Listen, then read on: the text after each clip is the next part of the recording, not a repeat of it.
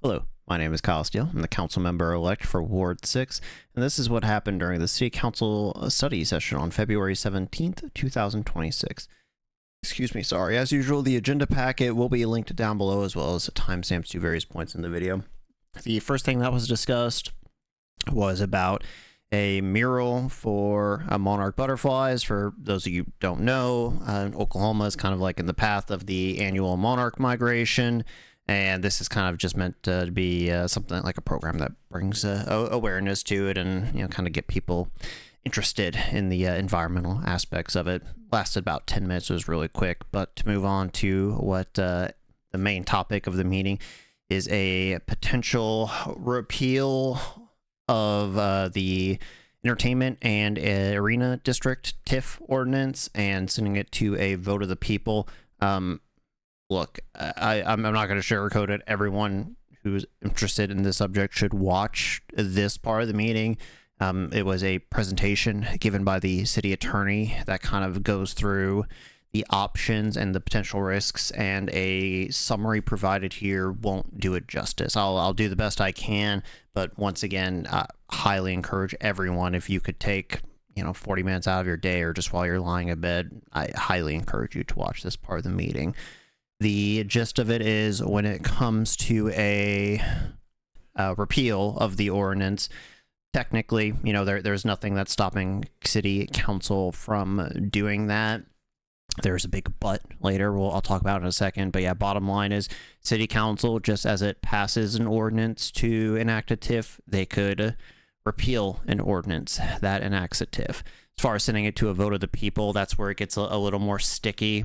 The city attorney's understanding of current state law is that there is no circumstance currently set forth in the charter or state law that would allow these types of TIFs to be sent to a vote of the people. In theory, there is kind of like a path forward where you could pass a charter amendment that would allow it, and then maybe you could do these kinds of votes of the people for these TIFs in the future. But even that's not a guarantee, because even if it's in your city charter, the local election board could say, no, we're not having an election for that, right? So that is a path forward to explore via charter amendments, but under current law, that doesn't look like there's nothing that supports it going to a vote of the people.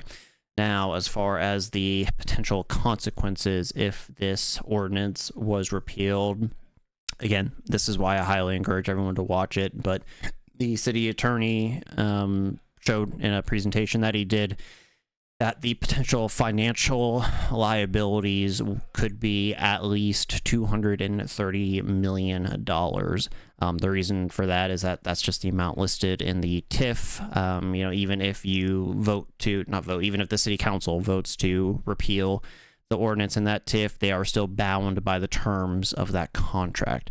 Now, is that a guarantee that, ultimately that's what this city would have to pay in damages, attorney's fees, etc.? No, but that's just kind of what the city attorney expects this city to be sued for, at least.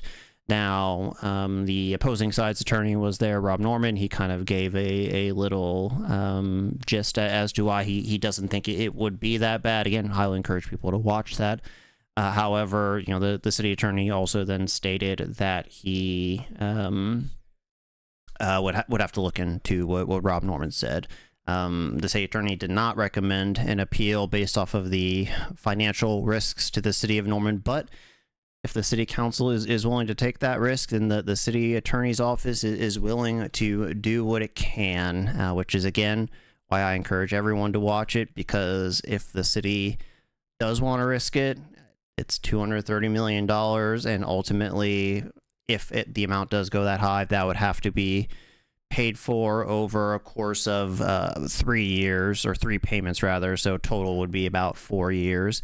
But it would result in a significant property tax increase over those years to essentially pay off the judgment. And there's a slide that kind of goes through what that would be expected to go up by during those years while you pay off the judgment.